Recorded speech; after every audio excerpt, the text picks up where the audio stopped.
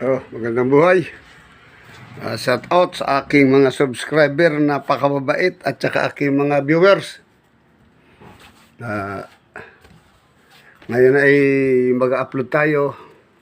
Ang ating upload ay tungkol sa kung papaano nakausap ni Adan ang mga hayop.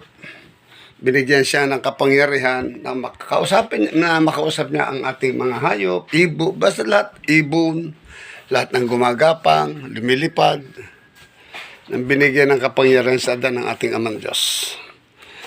At ang lahat ng iyan, at pati yung mga huni ng ating mga hayop ay ano yan, may mga sagradong pangalan ng Diyos yan na ibinigay sa Kanya, no, ng ating mga So, yun lang, at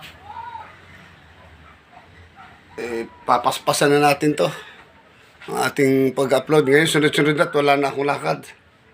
Ang lakad kayo naman sa Bicol naman, sa Pilar, Sorsogon.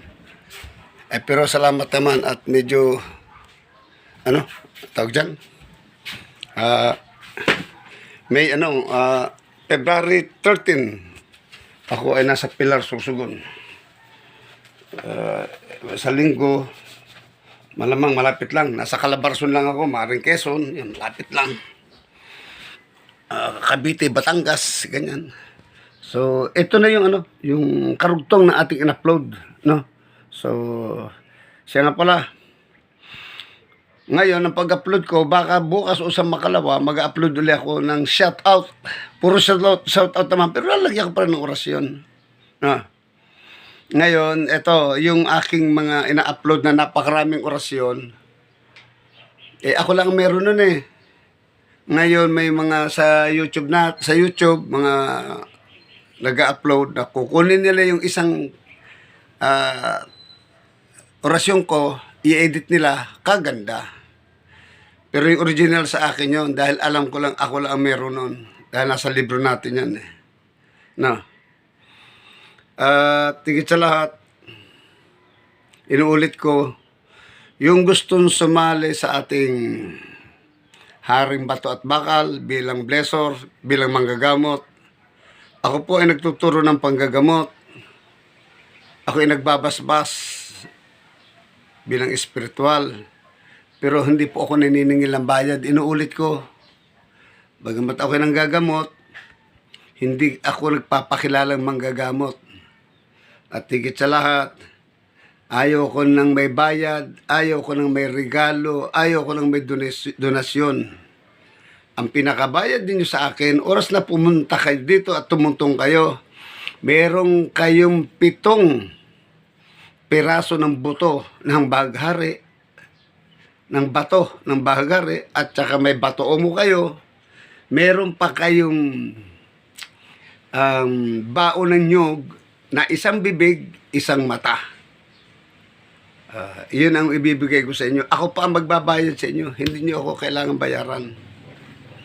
Ang pinakabayad nyo yung magpunta kayo. Kasi yung nagpupunta rito, prosedigidong matuto.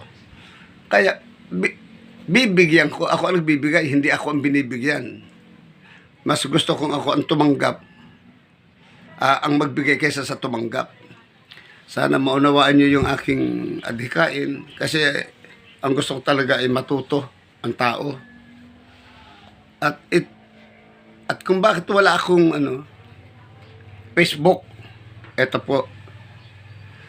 Ako po ay nag-upload sa spiritual 2000. Ibig sabihin 2005 na ngayon, 5 years na.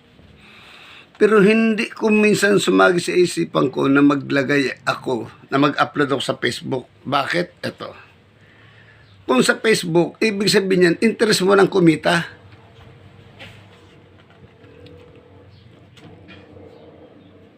Ano po?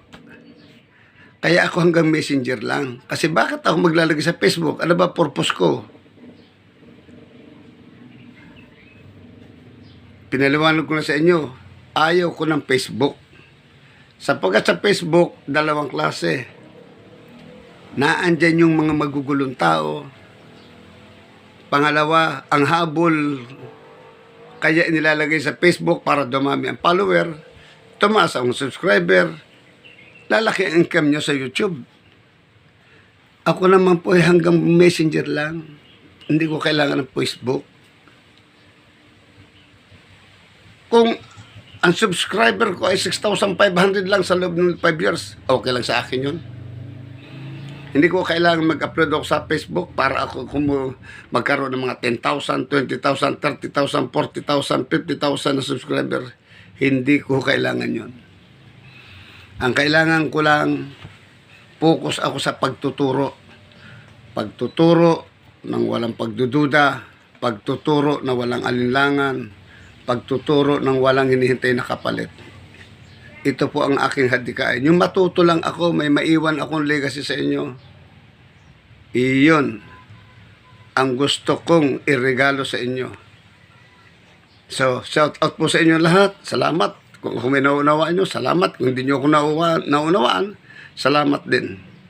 Sa katotohanan lang, yung akin sa Facebook, asan sa aking YouTube, naandyan, hindi ko ginagalaw. Oh, may pumasok na uli. Kasi may 6,340 na akong subscriber, may pumasok na naman. Kasi dyan pala, pag every $1, saka palang papasok yung 5,000 mo. Ayun, may pumasok na, pero hindi ko pa rin ginagalaw. Babayaan ko lang yan. Kung yan ba'y maging 50,000, 100,000, hindi ko gagalawin yan. May purpose ako dyan. Dahil ako nag-vlog ng aking spiritual ay hindi para sa pera. Hindi pera ang dahilan ko. Ang dahilan ko ay ang matuto ang tao. Yun lamang po at tutuloy natin to. Ito po.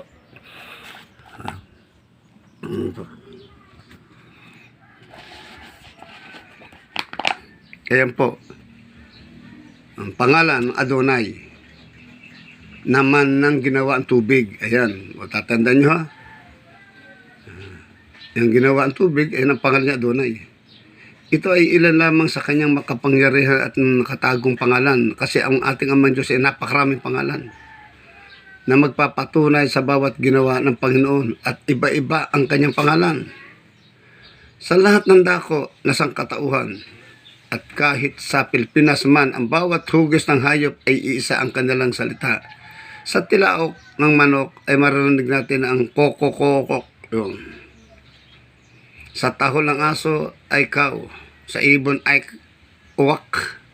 Sa palaka ay okak. Sa pusa ay ngiyaw at maw. Sa kambing me. Sa tupa ay be. Sa kalabaw ay onga. Sa baka ay ma. Sa isda, sa tubig, ang marinig mo dyan ay akak, ekokok. Yan. Totoo po yan. Yan po talaga ang mga huni ng isda. Ang mga yan ay pawang mga salita ng mga hayop at mga isda sa tubig. Sang-ayon sa tagong karunungan, lihim, ang salita ng mga hayop at isda ay mayroong malawak na kahulugan na siyang pangalan ng Diyos sa mga kani-kanilang kalaman. Basahin natin ngayon ang salita ng manok. Ating maririnig ang mga salitang kokokokok, kokokok. Sa kanyang pagtilaok, ang tatlong kokokok ay isa sa maraming pangalan na nag-iisang Diyos na lumalang sa lahat ng bagay at nagtatangan ng kapangyarihang buo. Ang ok ay ang hanging espiritu ng Diyos na nagpadala sa Kanya. Ano po? Sa lahat ng dako,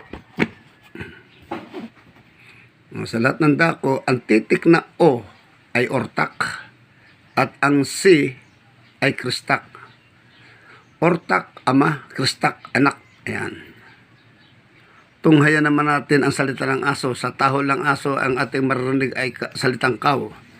Ang aso ay tumataho lamang lalo na kung ito ay mayroong napansin na di pangkaraniwan para sa kanya. Sabi pa ng mga matatanda, ang aso ay tatahol kung ito ay makakakita ng mga masamang espiritu, Nasa kanyang pagtatahol at lalabas sa kanyang bibig ang salitang kaw, na ang nasang-ayon sa tagong karunungan ito ay isa sa pangalan, tagong pangalan ng Diyos. Ang basag sa salitang kaw ay ito, Kristak, Aminatak, Ortak.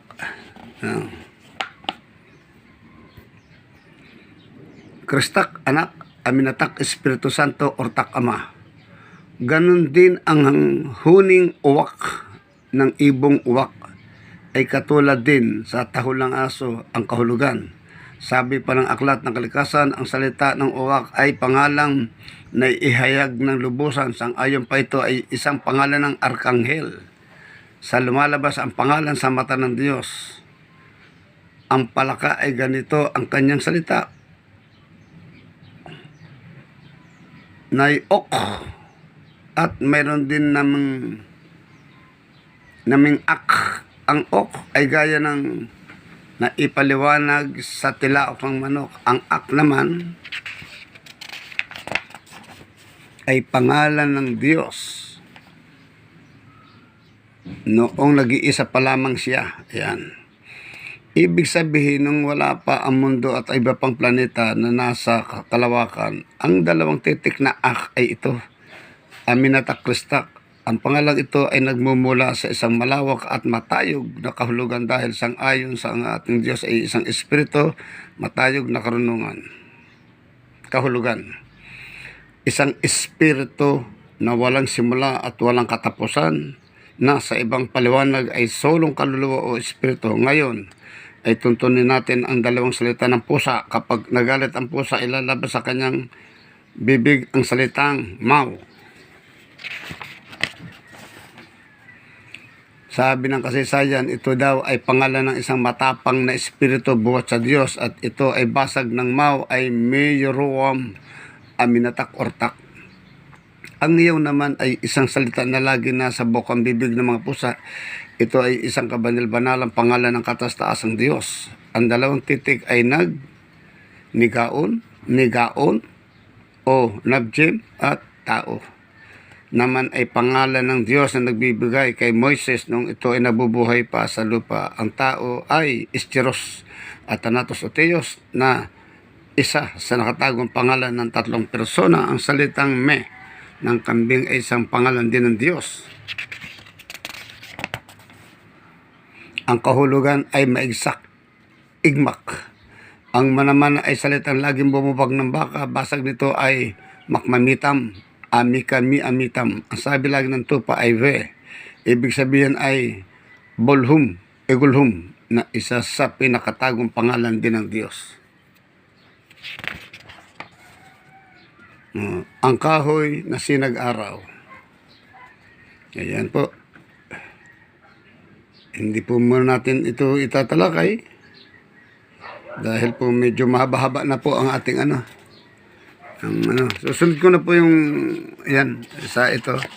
Kaya muli ay maraming salamat sa inyo lahat sa ating pag-upload na ito. Ang gagawin kong title ay Karugtong ng Kahapon na Kasaysayan. Yun lamang po, at maraming salamat sa inyo lahat sa inyong pagtangkilik sa ating GIUFC Team Lagalag. Mabuhay po kayo lahat.